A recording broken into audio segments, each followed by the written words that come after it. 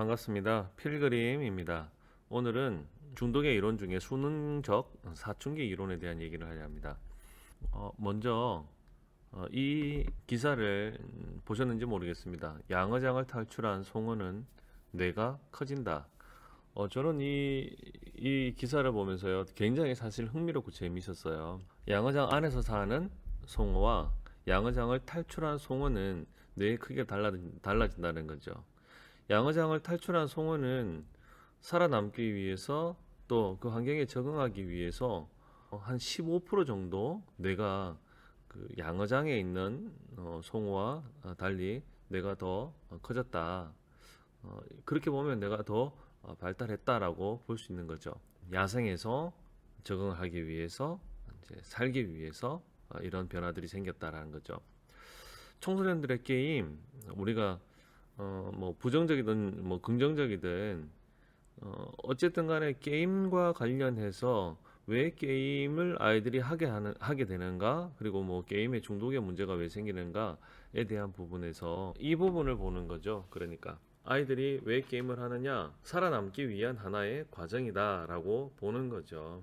그 근거로 2011년도에 좀 오래됐죠, 그죠? 10월호에 그 내셔널 지오그래픽의 10대들의 뇌에 대한 얘기를 좀 다루고 있었습니다.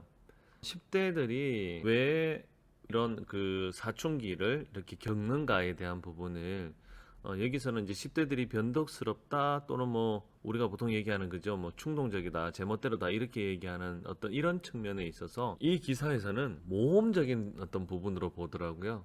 그 청소년들의 어떤 이런 행동들은 모험이다. 왜 하느냐? 살아남기 위한 것이다 라고 얘기를 하고 있는 거죠. 그러기 위해서 사춘기 때에는 도파민에 반응하는 뇌의 민감성이 절정에 이루어진다.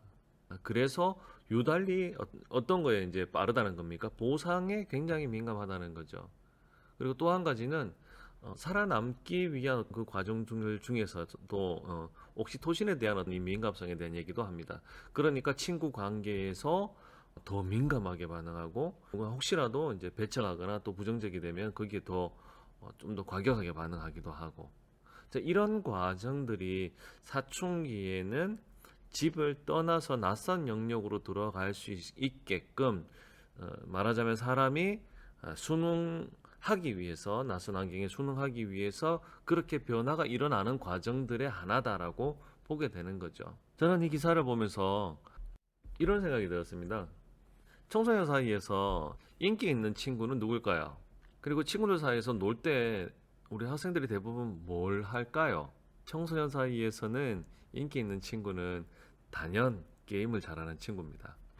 저도 게임을 해보니까요, 어떨 때는 학교에 가가지고 게임 잘하는 애들한테 잠시 좀 배우고 싶어요. 야, 이거 어떻게 하면 잘할 수 있냐? 이렇게 물어보고 싶을 때도 있어요. 왜냐하면 게임을 잘하면 청소년 사이에서는 정말로 인기가 있거든요. 친구들하고 놀 때 애들은 뭐 할까요? 코로나로 인해서 친구들 사이에서 만날 수 없는 사이에 이 환경적인 상황에서 스마트폰으로 친구들을 만나고, 그죠? 그 웹상에서 온라인상으로 만나게 되고 친구들과 게임을 하게 되는 거죠. 그리고 또 그거 아니어도 이미 그 전부터 친구와 놀 때는 주로 게임을 많이 합니다. 그래서 여러분들 10대들의 우상이 누굽니까? 페이크 아닙니까? 저는 예전에 봤던 영상 하나가 생각이 났습니다. 바로 그 마당을 나온 암탉이죠. 잎사귀죠. 잎사귀는 양기장을 나와서 이제 자연으로 들어가잖아요. 잎사귀를 보면 풀 하나도, 꽃 하나에도 굉장한 관심을 가집니다. 그죠? 자, 잎사과 전혀 반대의 인물들이 있습니다. 누군지 아세요? 바로 오리들이죠. 이 오리들은 흐르는 물도 아닌 고인물에 지금 뭐 하고 있습니까? 똥 싸고 있잖아요, 그죠? 저 물에 뛰어 들어가지고 어떻게 해요? 저 물에 뛰어 들어가지고 저 물을 마시고 입으로 뿜어내고 아주 즐거워하죠. 그럼 오리를 욕할 게 아니라, 이 이론에 따르면, 수능적 사춘기 이론에 따르면 살아남기 위해서 적응한다. 그죠? 이 적응해야 되는 거. 자, 여기에서 결론은 어떻게 납니까? 오리들은 행복하게 잘 살겠죠. 물론 나중에 잡혀 먹을 수도 있어요. 하지만 오리들의 이 모습과 그 다음에 여기 나오는 이 잎사귀는 어떻게 됩니까? 물론 자발적으로 이제 되긴 하지만 죽음이 되는 거죠.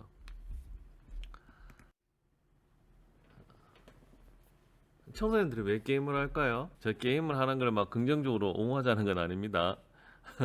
하지만 이런 측면도 있다는 거죠. 사실 좀 깨는 이론이죠. 애들이 왜 게임하느냐? 게임하면 무조건 나쁘다 이렇게 한 것보다는 아이들이 살아남기 위한 하나의 방법이다라고 보는 거죠. 그래서 애들이 게임을 하는 것 중에 하나의 이유가 있지 않겠냐라고 보는 거죠. 여러분들 우리가 막거나 피할 수 없는 게 있습니다. 2019년도 마크 프렌스키죠. 이제 우리나라에 한번 왔었다 하더라고요. 유명한 말을 남겼지 않습니까? 그러니까 그죠. 이분이 그 디지털 네이티브스라는 말을 썼죠. 그죠? 디지털 이미그런트란 말. 근데 이미 이 말을 쓴 거는 2001년도에 이분의 그 논문에선가 제가 썼다는 얘기를 기억을 하는데 이 이야기가 이제 최근 들어 많이 회자되지 않습니까? 지금 청소년들은 태어나자마자 이들이 사는 세상에는 디지털 세상이죠. 저는 군대 갔다 오고 나니까 그때 막 휴대폰을 쓰더라고요. 예, 인터넷이 그때 막 활성화됐었어요. 그러니까 저는 태어나자마자 디지털 세상이 아니었습니다. 하지만 지금 청소년들은 태어나자마자 디지털 세상이죠. 그래서 이 청소년들을 지금 뭐라고 부릅니까? 디지털 원주민이라고 말하죠. 저는 그리고 지금 청소년들 자녀들의 부모님은 디지털 이미그런트죠. 디지털 세상의 이주민들입니다. 그래서 우리 청소년들은 그냥 태어나면서부터 디지털의 이 원주민 세상에 사는 거예요.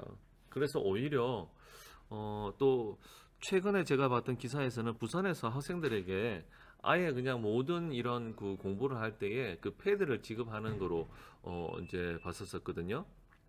자, 그래서 저는 이런 생각을 합니다. 학생들이 게임을 하는 거를 막거나 피할 수 없다면 잘 사용할 수 있도록 도와줘야죠. 무조건 사용하면 안 된다라는 것보다. 자, 이런 걸 가지고 우리가 디지털 리터러시가 있느냐라고 얘기를 하겠죠, 그죠? 디지털에 대한 어떤 감수성, 그죠? 디지털 우리 그 모내력이라고 표현하지만 저는 디지털 감수성이라고 생각하기도 해요. 그럼 디지털 리터러시가 디지털 어떤 이런 감수성이 좀 필요해서 아이들에게 무조건 쓰면 안 된다가 아니라 이런 이론을 가지고 게임을 합리화해서 게임을 더 많이 하게 된다 이런 얘기는 아닙니다. 그리고 게임에 문제가 혹시나 일어났던 청소년들이 이걸 가지고 저 선생님도 저렇게 얘기하잖아 막 이렇게 얘기하면 안 돼요. 예. 하지만 이런 측면도 있다라고 한번 생각해 보는 것 중에 하나가 되지 않겠습니까? 한번 우리가 이제 강의를 들으면서 이 정도로 한번 우리가 생각해 보면 어떨까 생각합니다. 살아남기 위한 하나의 과정은 아니었을까에 대한 부분입니다. 들어주셔서 감사합니다.